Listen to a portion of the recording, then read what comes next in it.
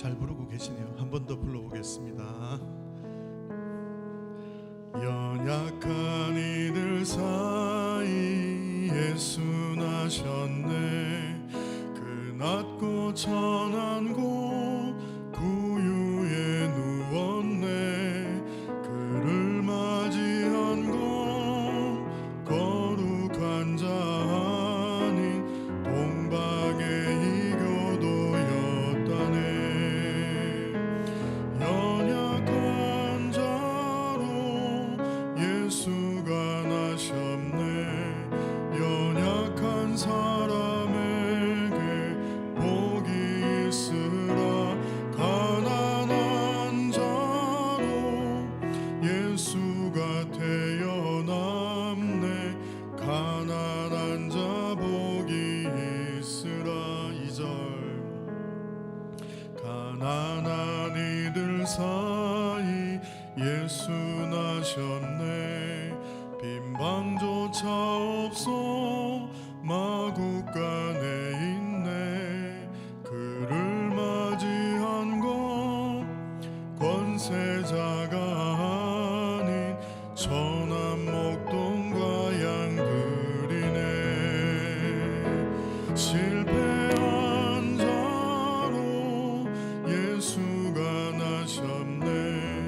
실패한 사람에게 복이 있으라. 빼앗긴 자로 예수는 태어났네. 빼앗긴 자 복이 있으라.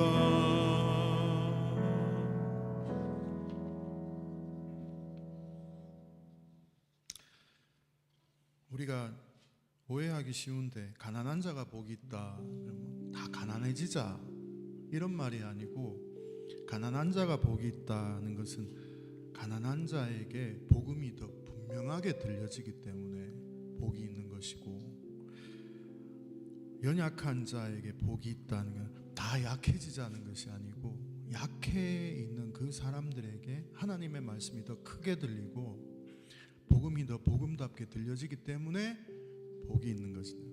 그래서 우리가 있다 할 때, 잘 된다 할 때 더 조심해야 되는 것은 그때 하나님의 음성이 잘 안 들리기 때문입니다.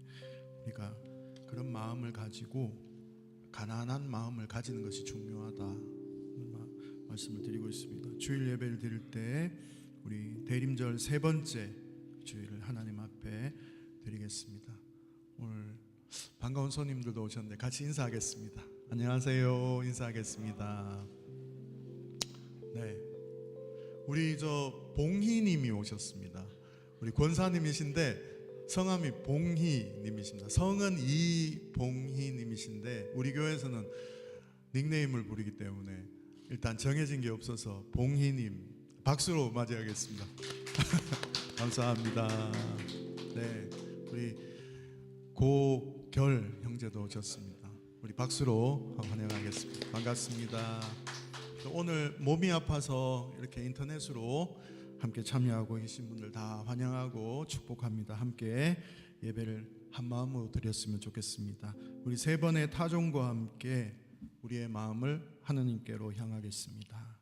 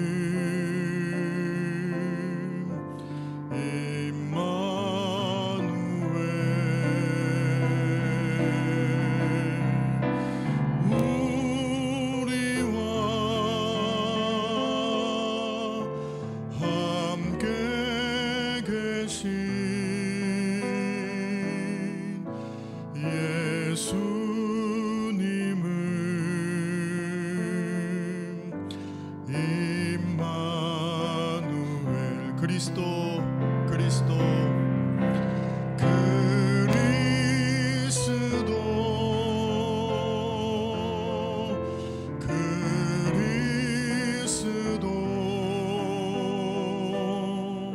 주의 이름 그리스도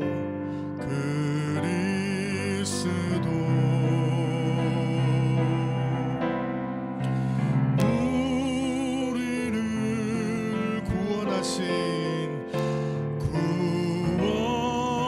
구원하신 예수님은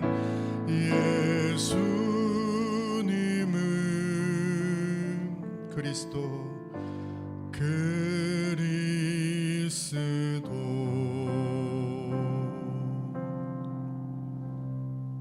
형제자매 여러분, 그러므로 나는 하느님의 자비하심을 힘입어 여러분에게 권합니다. 여러분의 몸을 하느님께서 기뻐하실 거룩한 산 제물로 드리십시오. 이것이 여러분이 드릴 합당한 예배입니다. 만물의 근원이신 하느님, 입을 열어 주님이 지으신 세계를 노래하고 마음을 열어 생명이신 예수 그리스도를 우리 안에 모셔드립니다. 어느덧 12월의 중순, 긴 겨울의 한복판에 섰습니다. 저물어가는 한 해를 돌아보며 깊은 침묵과 성찰의 시간으로 나아갑니다. 올 한 해도 마음 가난한 이들이 주님의 품에 모여 삶의 고단함과 애환을 나누게 하심을 감사드립니다. 오늘 우리의 예배가 주님 받으시기에 합당한 아름답고 거룩한 산 제물이 되게 하여 주옵소서. 주님, 교우들의 감추어진 눈물을 당신의 병에 담아주시고 메마른 뼈와 같은 우리네 삶에 생기를 불어넣어 다시 일으켜 세워주십시오. 지난 2024년 12월 3일 그 밤의 어두움 이후 이 땅은 여전히 혼돈 가운데 길을 찾고 있습니다. 정의와 평화가 입을 맞추는 나라, 주님의 오심을 간절히 기다리는 예배자들을 통하여 서로를 살리고 보듬는 공생의 세상이 이 땅에 열리게 하여 주옵소서. 우리는 늘 무언가를 기다리며 살아가고 있습니다. 그 기다림이 막연한 바람이 아니라 새하늘과 새 땅을 향한 이유 있는 기다림, 정의로운 기다림이 되게 하여 주옵소서. 그리하여 마침내 우리에게 오실 우리의 평화, 주 예수 그리스도의 이름으로 간절히 기원드립니다. 아멘.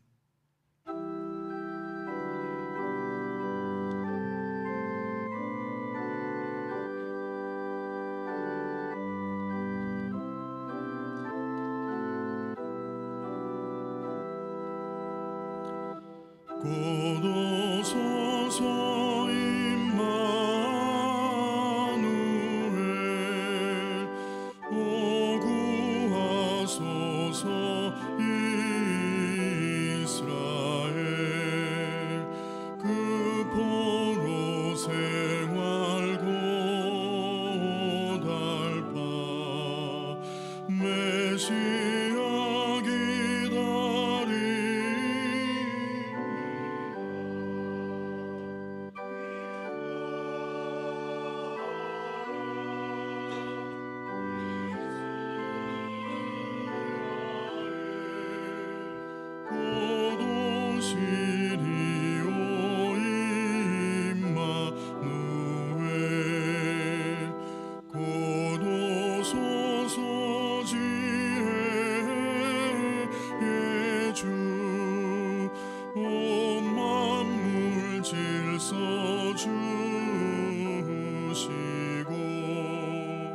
참 진리의 길 보이사 갈 길을 인도하소서. 기뻐하라 이스라엘, 곧 오시리오. 간주하겠습니다.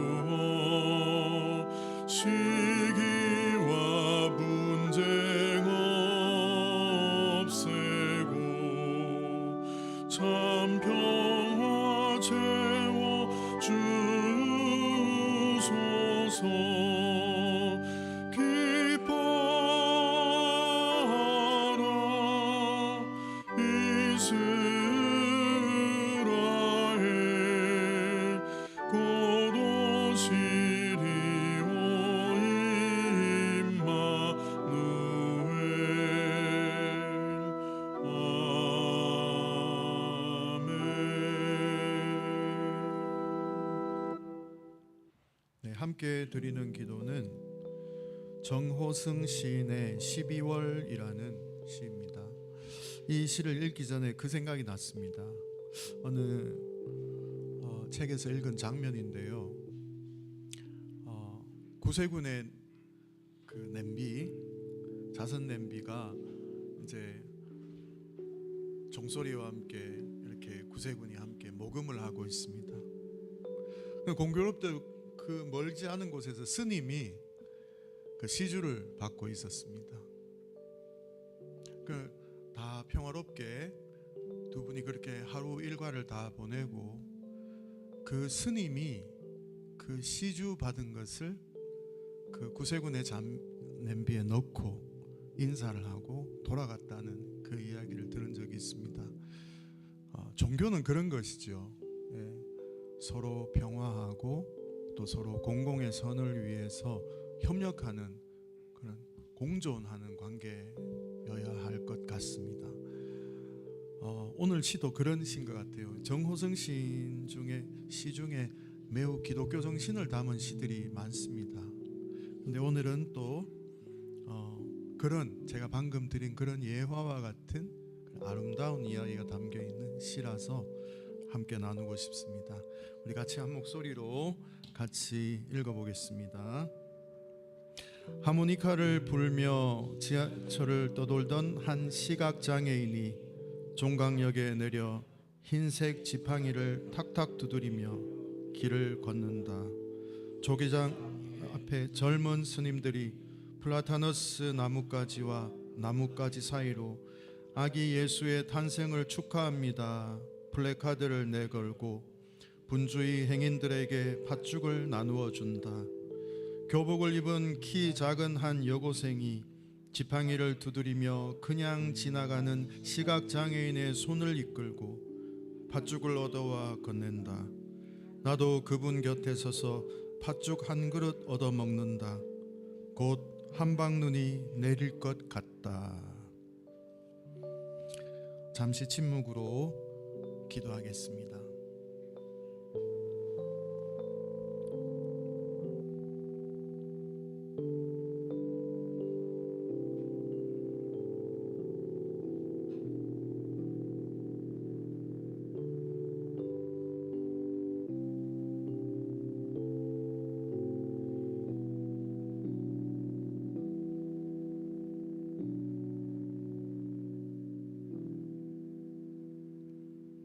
인술 교우께서 기도 인도해 주시겠습니다.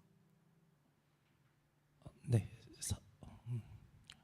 사랑과 정의의 주님, 지금의 정치에는 분노가 많지만 그 분노는 권력을 둘러싼 갈등에만 머물러 있는 것 같습니다. 가난한 시민들이 매일 마주하는 불안정한 일자리, 부족한 소득, 주거와 교육, 의료의 문제에 대해 분명하게 분노하는 정치는 거의 보이지 않습니다. 거대 정당들은 서로 비판하며 싸우지만 가난한 사람들의 삶을 중심 의제에 삼지 않습니다. 성장을 말하지만 평등을 말하지 않고 국가의 경쟁력을 말하지만 그 경쟁 속에서 탈락한 사람들의 삶은 돌아보지 않습니다. 이러한 정치 구조에서는 가난하고 힘없는 시민들의 요구가 정치적으로 대표되기 어렵다고 생각합니다. 군사 강국, 우주 강국, 인공지능 강국, 경제 강국을 말하는 정부 목표 속에서 보통 사람들의 생활 조건은 정책의 우선순위가 되지 못하고 있습니다. 가난한 시민들의 삶은 국가의 비전의 중심이 아니라 항상 뒤로 밀려나 있습니다. 주님, 정치는 가난한 사람들의 이익에 명확한 관심을 가져야 한다고 생각합니다. 시민들이 겪는 삶의 어려움을 정책의 주변이 아니라 중심에 놓아야 한다고 생각합니다. 그리고 정치인들뿐만 아니라 우리 시민들 또한 가난한 사람들의 이익과 권리에 무관심하지 않게 도와주십시오. 아멘. 가난을 개인의 실패로만 보지 않고 사회가 함께 책임져야 할 문제로 인식하게 하소서. 아멘. 정치가 삶의 문제를 외면할 때 그 침묵을 당연하게 받아들이지 않게 하소서. 아멘. 가난한 시민들의 삶이 정치의 논쟁의 대상이 아니라 정치의 출발점이 되도록 우리 모두 생각을 바꾸게 해주시면 감사하겠습니다. 아멘. 아멘.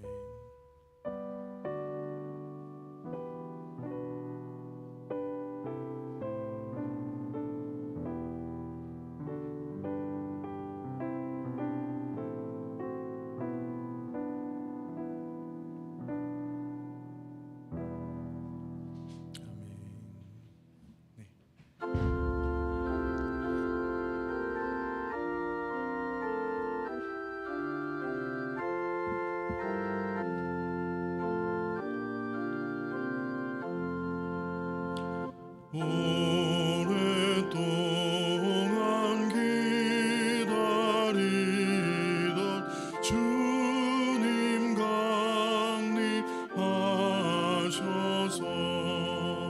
죄에 매인 백성들을 자유 얻게 하시네. 주는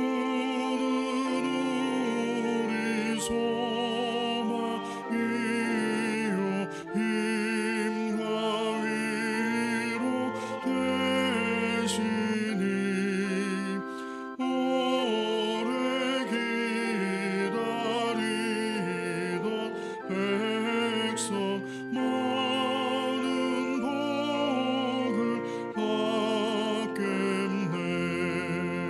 모든 백성 구하려고 임금으로 오시니 영원토록 우리들을 친히 다스리시네. 죄로 상한 우리 마음 은혜로서 고치고 주의 빛난 보좌 앞에 이르도록 하소서.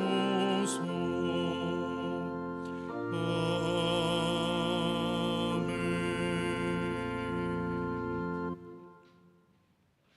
오늘 우리에게 주신 하나님 말씀은 마태복음 11장 2절에서 11절 말씀입니다.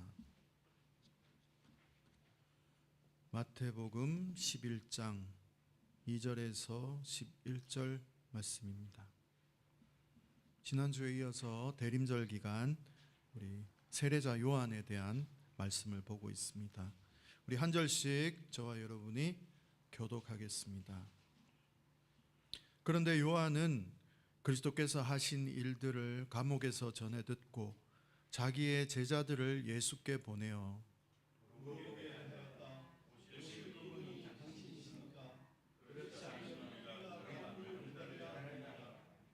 예수께서 그들에게 대답하셨다.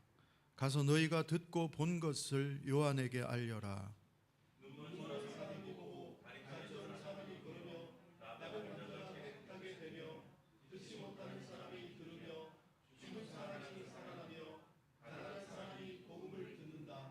나에게 걸려 넘어지지 않는 사람은 복이 있다.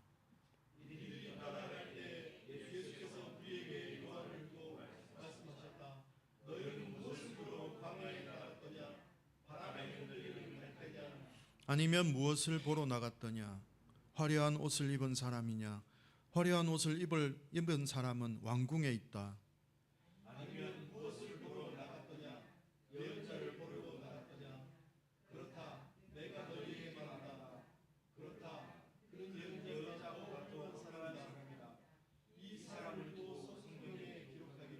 보아라, 내가 내 심부름꾼을 너보다 앞서 보낸다. 그가 내 앞에서 내 길을 닦을 것이다 하였다. 진정 너에게 말한다. 여자가 낳은 사람 가운데서 세례자 요한보다 더 큰 인물은 없었다. 그런데 하늘나라에서는 아무리 작은 이라도 요한보다 더 크다. 아멘. 이는 하느님의 말씀입니다. 네. 오늘 숲을 이루는 이야기 영상은 지난 주간에 우리 한국교회 인권상을 받은 분이 있습니다. 그 평화활동가 해초라는 닉네임을 가진 여자분이신데 팔레스타인 평화운동을 위해서 배를 타고 가자 지구까지 갔던 여성입니다. 죽음을 무릅쓰고 그 땅의 평화를 위해서 아주 작은 배를 타고 그 가자 지구를 향해서 나아갔던 한 여인이신데 이분이 올해 인권상을 타게 됐습니다. 인터뷰하는 장면 우리 함께 보도록 하겠습니다. 국제 활동가들을 태운 선박이 이스라엘군에 납포됐습니다. 한국인 한 명도 포함되어 있는데요. 저는 누군가는 그곳에 직접 가야 된다고 생각했어요. 납포되고 구금될 것이라는 것조차 다 알고 있었고 저희의 상황을 명확하게 인지하고 있었음에도 이것이 꼭 필요해서 수령했다는 점에서 많이 두렵진 않았어요. 내가 만약에 죽는다면 조금이라도 세계나 평화에 도움이 됐으면 좋겠다는 그런 생각을 하고 있었고 그게 내 길이겠지라고 생각을 했던 것 같아요. 안녕하세요. 저는 해초입니다. 저는 배를 타고 바다를 건너는 일을 하고 있어요. 배를 타고 바다 위에 있게 되면은 정말 많은 섬들, 고립된 땅에 찾아갈 수 있고 가장 고립된 곳은 어딜까라고 생각했을 때 당연히 가자지구라고 생각을 했었고요. 이 항해는 Thousand Medellin to Gaza라는 전 세계의 시민들이 모인 연합체 같은 그런 풀뿌리 운동에서 시작되었고 20여 개국에서 온 70여 명의 사람이 8척의 배를 타고 같이 이탈리아 카타니아에서 출항을 했고요. 시민으로서 사람들이 직접 가자 해안에 도착해서 그 몽세를 뚫는다라는 것이 가장 큰 목적이었고 항해 11일째 되는 날에 가자 해안으로부터 120해리 떨어진 공해상에서 새벽 2시에 납포됐고요. 무작정 배들이 다가와서 군인들이 무장한 채로 탑승을 했고요. 머릿속으로는 두렵다고 생각하지 않았는데 몸이 되게 본능적으로 떨리는 그런 공포감이 있었고 사실 활동가로서 갔다기보다는 그냥 한 시민으로서 갔다고 생각해요. 실제로 거기 모인 친구들도 다들 시민으로서 이 활동에 적극적으로 참여한 분들이셨고 시민으로서 어떤 운동에 대해 자신의 생각을 가지고 행동하는 것이 중요하다고 생각하고요. 우리가 마주하는 이 시대의 폭력과 불의에 당황할 수가 없었습니다. 이 시대는 적어도 집단 학살의 끔찍함이 바다를 건너서 여기에도 전달되고 알려질 수 있는 그런 시대입니다. 그렇다면 그 끔찍함을 목격할 수 있는 저희들이 할 일은 목소리를 내고 행동하는 것이라고 생각합니다. 하마스가 한 번의 공격을 했을 때 그 이후 2달간 이스라엘이 팔레스타인에 공습한 무기량이 거의 핵폭탄의 2배 정도 되는 진짜 어마어마한 양이라고 해요. 그런데 그런 것들에 대해서는 사실 언급하지 않는 것. 저는 침묵하는 것 또한 의도적인 방관이라고 생각을 하는데요. 실제로 얼마 전에 가자지구에 대한 조사를 했던 UN 보고서에 따르면 전 세계 여러 국가들이 공모하고 가담했기 때문에 이 정도의 끔찍한 집단 학살이 자행되었다고 평가를 하고 있는데 학살에 공모하고 가담한 63개국 중에 한국이 포함되어 있고 한국인으로서 한국이라는 나라가 이 학살에 가담하는 공모한 책임이 정말 크다는 어떤 부끄러움을 느끼고 있었고 전 세계의 침묵은 가자지구와 팔레스타인에서 일어나는 집단 학살에 대한 침묵이기도 하다고 생각을 해요. 이 시대에서 중요한 것은 자신이 본 것을 외면하지 않고 책임지는 것이라고 생각해요. While we were betrayed by the world community, you and hundreds of peace-loving people took the flotilla, representing millions around the world. 저는 그냥 특별한 경험하자고 한번 항해에 다녀온 것이 아니고요. 실제로 가자의 봉쇄를 부수겠다는 마음으로 갔었던 것이고 가자의 봉쇄를 부수지 못했으므로 그리고 아직 팔레스타인이 완전한 독립해방을 하지 못했으므로 저희는 계속해서 출항을 할 것이고요. 저는 기독교가 팔레스타인 해방 운동에 함께하는 것이 굉장히 중요한 것이라고 생각하는데요. 사실 이것은 종교 전쟁이 아니고 인종에 대한 혐오이고 인종에 대한 학살이라는 점에서 기독교인들이 그 부분을 명확하게 하면서 평화 운동에 함께 해주셨을 때 더 많은 사람들이 제노사이드다, 집단 학살이다라는 것을 이해하는 데 더 많은 도움이 될 것 같아요.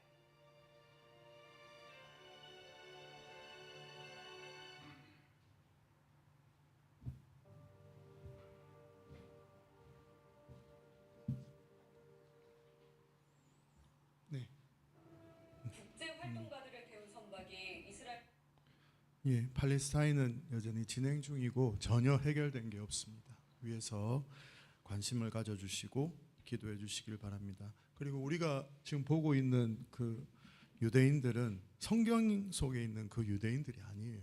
네, 그 또한 박해받는 유대인들도 아니고 우리가 그것을 정확하게 볼 필요가 있습니다. 팔레스타인을 위해서 팔레스타인의 평화를 위해서 기도해 주시기를 바랍니다. 예수 당신입니까? 라는 제목으로 하나님 말씀 함께 나누겠습니다. 12월도 이제 중순입니다. 어떻게 한 해 잘 살아오셨습니까, 여러분? 이맘때가 되면 참 잘 살았다, 안도감보다는 뭔가 불편함이 느껴지는 것은 인지상정인 것 같습니다. 좀 더 잘했어야 되는데 그 삶의 무게감이 느껴지는 시기가 이 시기인 것 같습니다. 물론 뭐 다 잘 살았다 그런 마음을 가지는 것도 좋지만 전쟁 같은 일터에서 또 챙겨야 할 가족들을 위해서 또 불투명한 미래 때문에 어깨 위에 내려앉은 이 무게감, 이게 참 크게 느껴지고 그것을 감당하면서 여기까지 살아오신다고 정말 너무너무 수고하셨습니다. 가끔은 그런 생각을 해요. 내 삶이 사방으로 꽉 막혀 있는 것 같다. 뭔가 이렇게 뚫고 나갈 수 있는 게 없다. 아무리 달려도 제자리인 것 같고 세상은 여전히 변한 게 없는 것 같고 또 나의 수고가 정말 의미가 있나? 라는 질문이 순식간에 잘 살다가도 속 마음속으로 파고드는 순간이 있습니다. 그것은 분명한 감옥입니다. 내가 갇혀 있구나, 뭔가에. 그 우리 의식 속에 존재하는 분명한 감옥이 있어요. 오늘은 그 감옥과 같은 현실에 대해서 한번 출발을 해보겠습니다. 우리가 함께 오늘 읽은 본문은 진짜 차가운 감옥에 갇혀 있는 한 사람의 등장과 함께 시작하고 있습니다. 바로 우리가 잘 아는 세례자 요한입니다. 광야에서 사자후를 토하면서 회개하라 라고 외쳤던 정말 그 강력한 메시지를 세상에 전달했던 그 예언자 세례자 요한은 지금 어디에 있습니까? 오늘 본문에 감옥에 가 있습니다. 지금은 차갑고 어두운 감옥 속에 있습니다. 여기 이미지가 있는데 제가 만든 게 아니고 제가 한번 활용을 해봤는데 제가 이 설교문을 가지고 그 노트북 LM이라고 하는 그 AI 스튜디오가 있어요. 거기다가 탁 집어넣고 요걸 좀 그림으로 좀 만들어 달라고 했더니 이렇게 만들어줬어요. 대단하죠 요즘. 요 밑에 노트북 LM이라고 적혀 있는 것들은 그 AI가 만들어준 그 화면이라는 걸 여러분 아시고 보시면 좋겠습니다. 대단하죠. 오늘 이 설교문을 넣으면 이걸 만들어줘요 얘가. 하여튼 그렇게 보시면 되겠습니다. 세례자 요한입니다. 어두운 저 감옥에 지금 갇혀 있는 것입니다. 그리고 그는 자신의 제자들을 예수께 보내면서 아주 도발적인 절박한 질문 하나를 하고 있습니다. 뒤로 넘겨서 2절과 3절 같이 한번 읽어보겠습니다. 시작. 그런데 요한은 그리스도께서 하신 일들을 감옥에서 전해 듣고 자기의 제자들을 예수께 보내어 들어하였다. 오직 그분이 당신이십니까? 그렇지 않으면 우리가 다른 분을 기다려야 합니까? 이 질문, 오실 그분이 정말 당신이십니까? 우리가 정말 기다리고 있는데 정말 당신이십니까? 아니면 다른 사람을 기다릴까요? 요한의 질문이 아닙니다. 이것은 오늘 우리의 질문이기도 합니다. 삶의 무게에 짓눌려서 정말 하나님입니까? 하나님 당신 지금 계십니까? 당신 오시는 겁니까? 지금 살아계십니까? 이 고단한 삶에 구원은 어디 있습니까? 라는 질문과 똑같은 질문이에요. 지금 저 감옥에서 죽어가고 있거든요. 세례자 요한은. 오늘 우리 살아가고 있는 마치 사방이 꽉 막힌 것 같은, 때로는 그런 감정이 엄습해 들어오는 이 현실의 세계에서 우리도 똑같이 질문을 던질 수밖에 없는 것입니다. 우리의 탄식이기도 합니다. 먼저 요한이 처한 상황을 한번 역사적으로 보았으면 좋겠습니다. 역사적 기록에 따르면 여러분 1세기 로마 시대의 감옥, 제가 아주 예전에 부목사 시절에 이렇게 성지순례를 갈 기회가 한 번 있었습니다. 아주 행운이 있어서 하나님 은혜로. 그때 이제 그 터키 그리스 지역을 갔는데 바울이 있었던 감옥이다 하면서 이렇게 보여주는데 그게 진짜인지 아닌지 아무도 몰라요. 근데 그분이 이런 감옥에 있었다고. 근데 정말 그냥 허허 벌판에 어느 절벽 아래에 살짝 구멍만 파가지고 거기다가 못 나오도록 자꾸만한 아주 간단한 시설만 해놓고 거기에 있는 거예요. 우리가 생각하는 그런 우리 교도소가 아니에요. 감옥은 정말 그냥 바위 안에 그냥 처박아 놓는, 그리고 밥도 안 줬다 그럽니다. 그 당시에는 식사가 없었습니다. 물이 뚝뚝 떨어지는, 정말 그 빛도 제대로 들지 않는 그 곳에서 수감되어 있었던 것이죠. 가장 중요한 것은 고대 감옥 수감자들에게는 음식이 제공되지 않았다는 거예요. 국가가 밥을 주지 않았습니다. 그 당시만 해도. 그때는 뭐 인권이고 그런 게 없었으니까. 그렇다면 요한은 어떻게 굶지 않고 굶어 죽지 않고 버티고 있었을까? 누군가 감옥까지 식사를 날랐던 것입니다. 위험을 무릅쓰고 감옥 문을 두드리고 또 간수에게 또 여러 가지 음식이나 이런 것들 제공해 주면서 세례자 요한에게 빵과 물을 넣어준 사람들이 있었습니다. 그들이 바로 요한의 제자들, 그리고 요한 공동체였습니다. 로마 제국은 요한을 고립시켜서 죽이려고 했지만 공동체는 끈질기게 그 세례자 요한을 연결되어서 생명을 이어가게 하고 있었던 것입니다. 여러분, 우리의 삶도 그렇습니다. 우리가 무너질 듯한 위기 속에서도 기어이 살아낼 수 있는 이유는 무엇입니까? 하나님의 기적적인 손길이 하늘에서 뚝 떨어지는 것이 있다면 참 좋은데 그런 경우는 거의 잘 없고, 내가 아플 때 누군가가 나에게 와서 죽 한 그릇 대접해주고 힘들 때 전화 한 통 해주는 그 목소리 때문에 우리는 지금 살고 있는 것이 아닌가? 묵묵히 내 자리를 지켜주고 있는, 내 옆에 있어주는 친구, 동료들이 있어서 그나마 내가 이 세상을 살아가고 있는 것이 아닌가?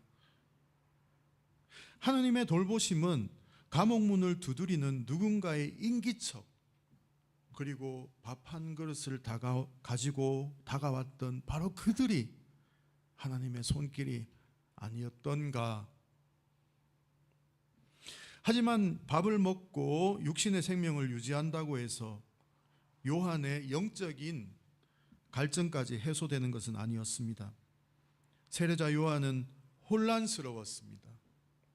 그는 그렇게 예언했죠. 지난주에 제가 말씀드렸던 것, 회개하라, 하나님 나라가 가까이 왔다. 도끼가 너희들의 삶의 뿌리에 놓여 있으니까 너희들이 지금 잘려나가면 땔감으로, 지옥의 땔감으로 다 없어질 것이다라고 그렇게 강력하게 선포하는, 심판을 선포하는 혁명가였어요.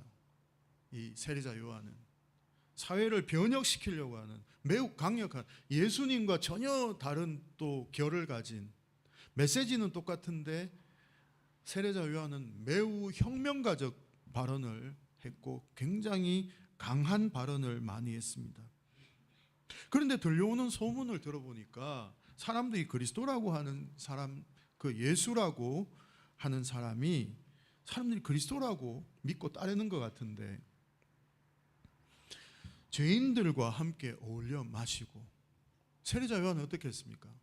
회개하라 독사의 자식들아 이렇게 말했는데 예수님은 그 죄인들과 함께 밥을 먹고 있어요. 어울려 함께 다닙니다. 아픈 사람들을 고쳐주고 돌보는 일에만 집중하고 있는 것 같아요. 로마 군대를 몰아내기는커녕 너무나 유약해 보였습니다. 예수라는 존재가. 그래서 묻습니다. 당신이 정말 그분입니까? 라고 묻는 것입니다. 당신이 정말 그분이십니까? 예수님의 대답은 놀랍습니다. 그래, 내가 하나님의 아들이다 라고 교리적으로 대답하지 않았습니다.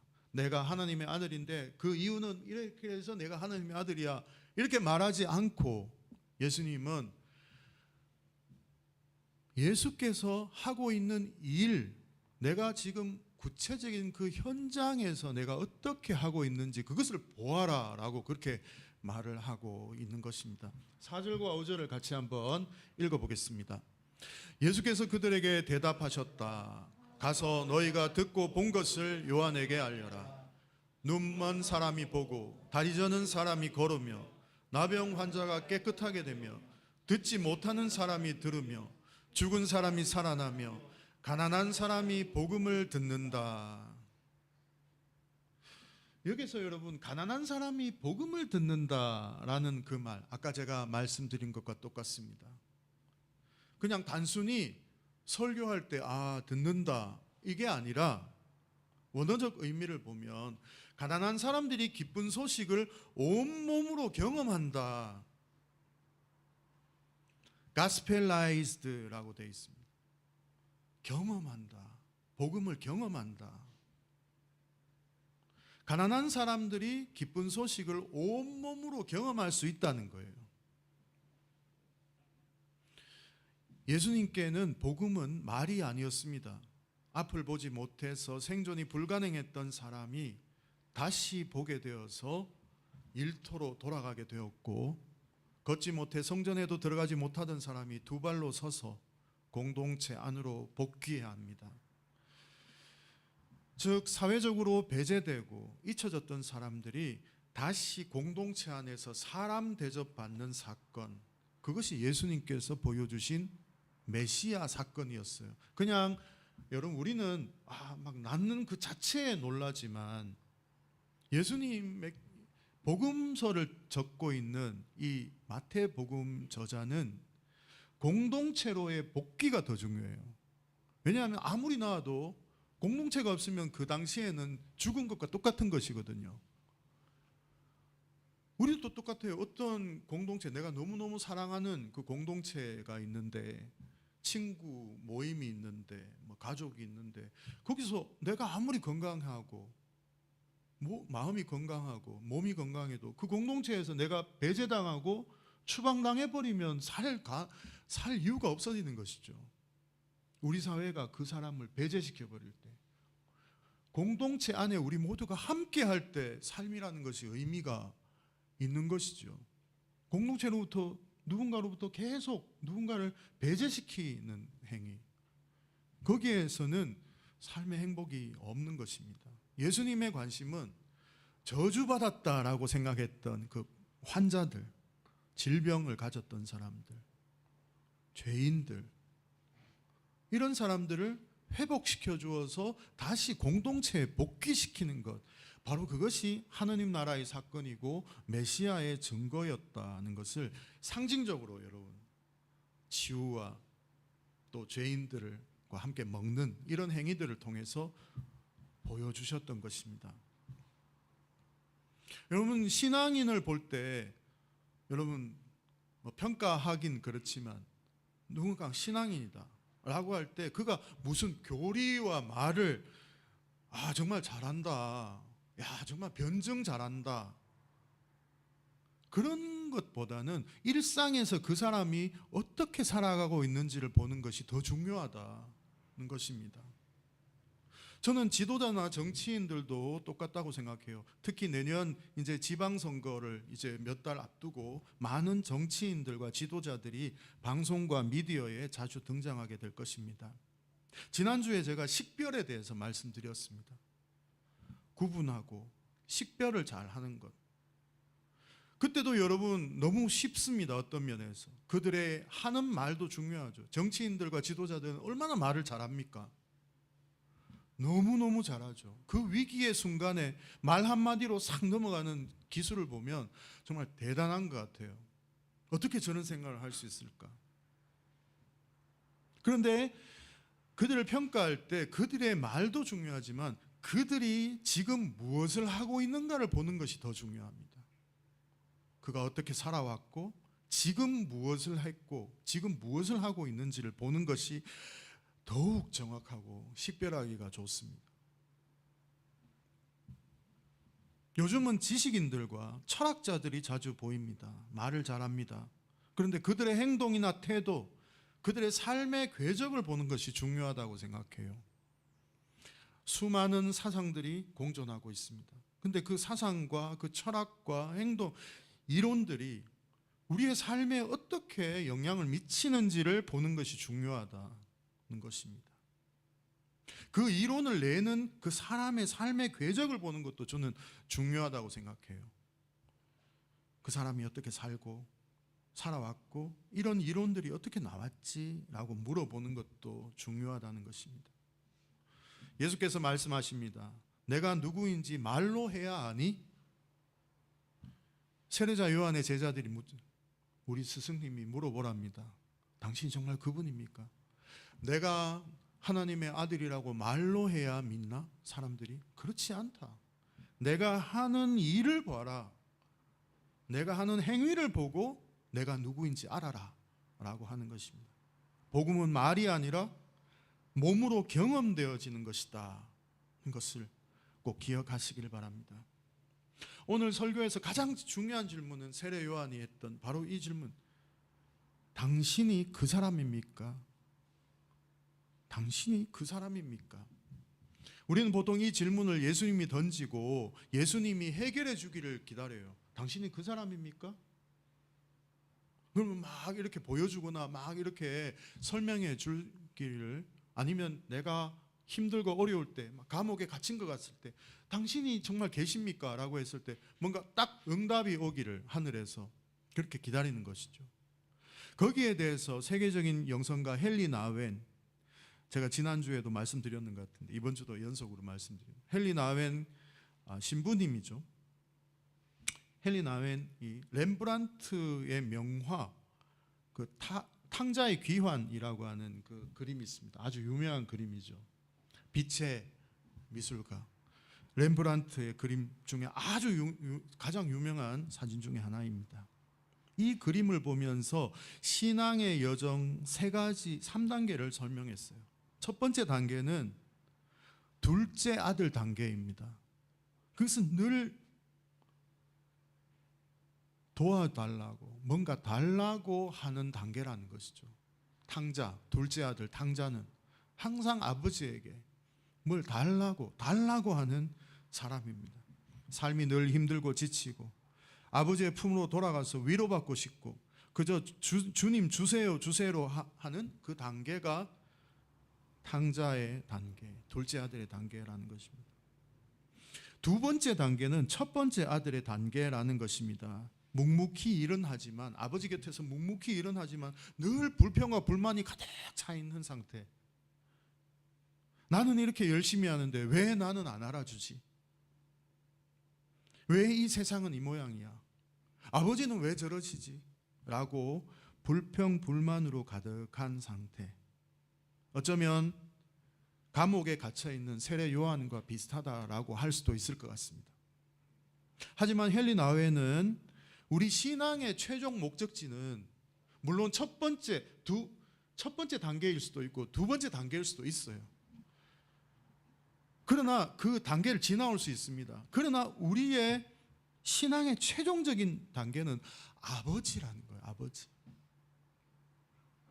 결국 우리는 자비로운 아버지가 되어야 한다는 그 영적인 진리를 이 탕자의 비유에서 찾아냅니다. 이 그림 속의 아버지처럼 눈은 짓물려서 앞이 잘 보이지 않고 온몸이 쭈글쭈글하고 힘도 없고 서 있을 힘조차 없지만 돌아온 아들의 어깨에 따뜻한 두 손을 얹어주는 그 사람. 비록 자신은 늙어버렸고 지쳤어도 누군가의 쉴 곳이 되어주는 어른이 되는 것. 어른이 되는 것. 그것이 우리의 부르심이고 신앙의 최종 목적지라는 거예요. 그게. 여러분, 우리는 언제까지 감옥에서 당신입니까? 당신입니까? 당신이라면 도와주십시오.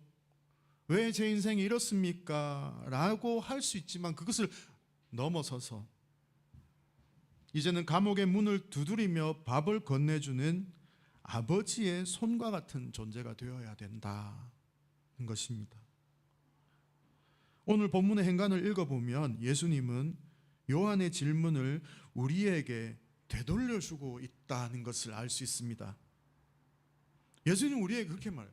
너는 누구냐?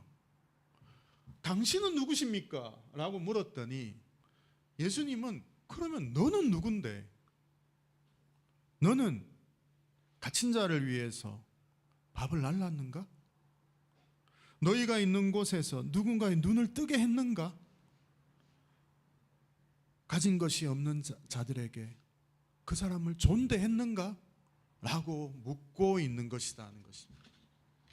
너는 누구냐? 너는 도대체 어떻게 살아왔느냐? 라고 묻는 질문이 될 수 있다는 거예요. 오늘 이 말씀의 행간의 의미는 바로 그것이라는 것입니다. 우리가 오늘 하나님을 믿는 이유는 바로 그것을 잘하기 위한 거예요.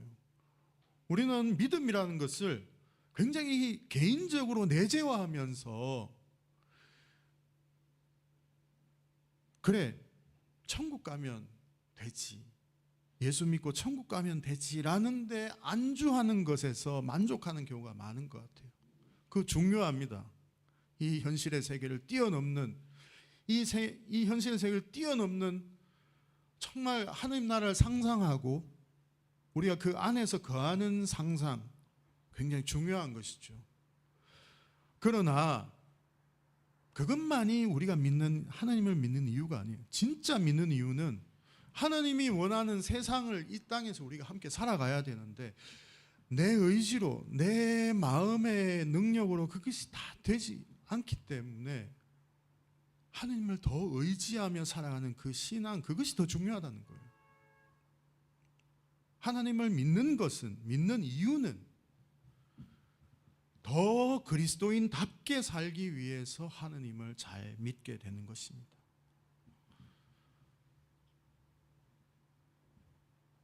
당신이 그분이십니까? 라고 묻는 자리에서 회심해서 나는 작은 예수로 살아가고 있는가? 라는 질문으로 한번 자기에게 돌려보시길 바랍니다. 복음을 어떻게 좀 더 구체적으로 사람들에게 제시할 수 있을까? 삶으로 살아낼 수 있을까? 나는 부족하기 때문에 하나님께서 나를 도와주셨으면 좋겠다라고 기도하는 것, 그것이 세상을 아름답게 하고 그런 사람들이 이 세상을 하느님 나라로 만들어가는 사람들이다 것입니다. 세례 요한의 제자들이 요한을 살린 것처럼 오늘날 하느님의 구원은 서로가 서로에게 밥이 되어주는 돌봄과 연대 속에서 하느님의 나라는 구원은 임한다는 것입니다. 우리 사회는 각자 도생의 사회로 점점 더 깊어져 가고 있습니다. 우리는 모두 외롭고 모두가 불안한 감옥 같은 삶을 살아가고 있어요. 이 거친 세상에서 우리 교회가 그리고 여러분 한 분 한 분이 누군가에게 오실 바로 그분이 되어 주십시오. 억울하게 죽은 그런 청년 노동자의 가족의 편이 되어주는 것, 그리고 일주일에 한두 번이라도 외로운 부모님께 따뜻한 안부를 전해드리는 것, 내게 가장 가까운 이웃 중에 혹시 힘든 분이 없는지 한 번 더 돌아보면서 내가 가지고 있는 작은 것이라도 나눌 수 있는 것, 그것이 비록 거창한 혁명은 아니지만 바로 그 구체적인 돌봄과 연대의 행동이 지금 이 순간도 하느님의 나라를 이루어가고 있게 하고 있다는 것입니다.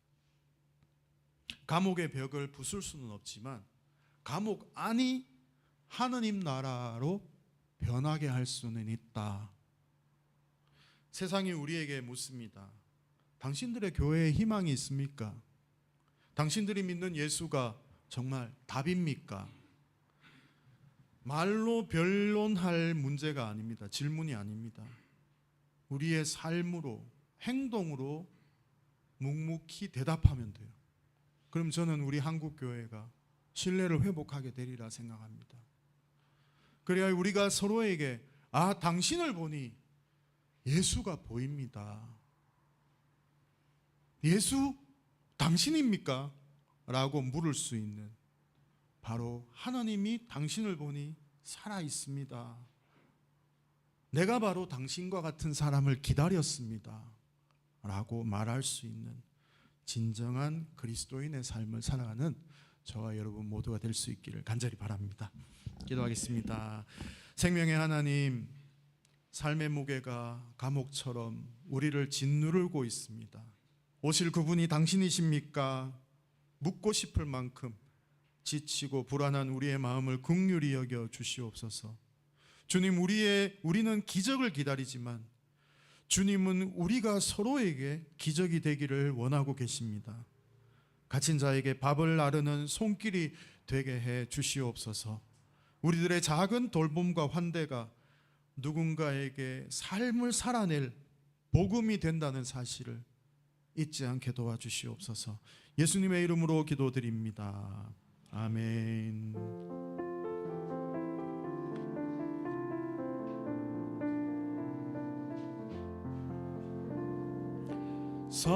사랑의 나눔 있는 곳에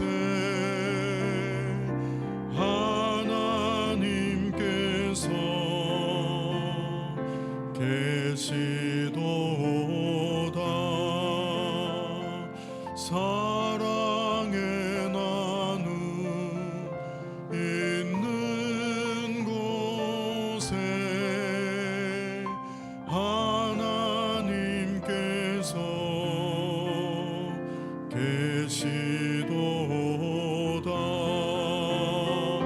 사랑의 나눔 있는 곳에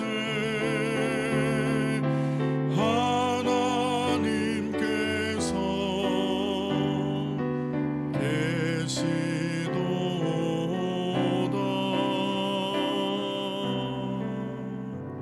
우리 공동으로 함께 축도하겠습니다. 주님께서 당신에게 복을 주시고 당신을 지켜주시며 주님께서 당신을 밝은 얼굴로 대하시고 당신에게 은혜를 베푸시며 주님께서 당신을 고이 보시어서 당신에게 평화 주시기를 빕니다. 아멘.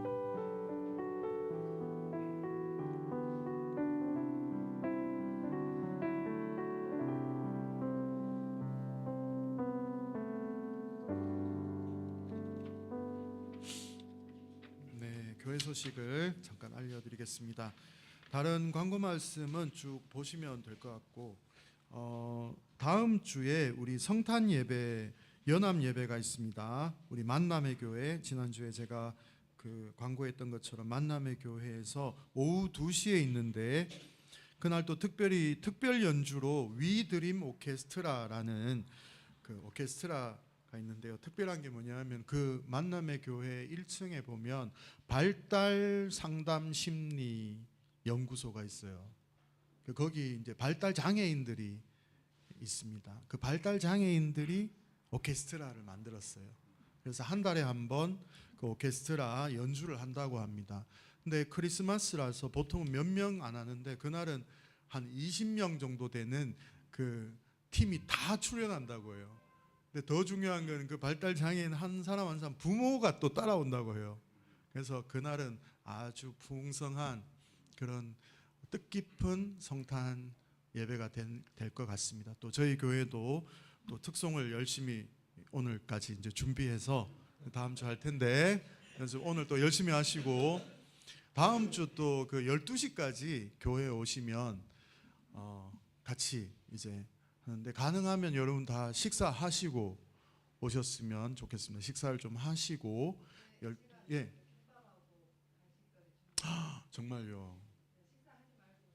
아이고 감사합니다. 특별한 크리스마스 선물을 주셔서 감사합니다. 그러면 간단하게 우리 연습하기 전에 이 자리에서 그죠? 위에 올라가지 말고 여기서 연습해야 되니까 여기서 먹고 같이 시작하는 걸로 그렇게 하도록 하겠습니다. 시간이 그렇게 많지 않은 것 같아서 다음 주에 그렇게 간식 먹고 같이 연습하고 그렇게 출발하도록 하겠습니다. 꼭 잊지 마십시오. 12시입니다. 지금 인터넷 예배 드리시는 분들 12시 잊지 마세요. 11시 오지 마시고 12시입니다. 12시까지 꼭 오시면 감사하겠습니다.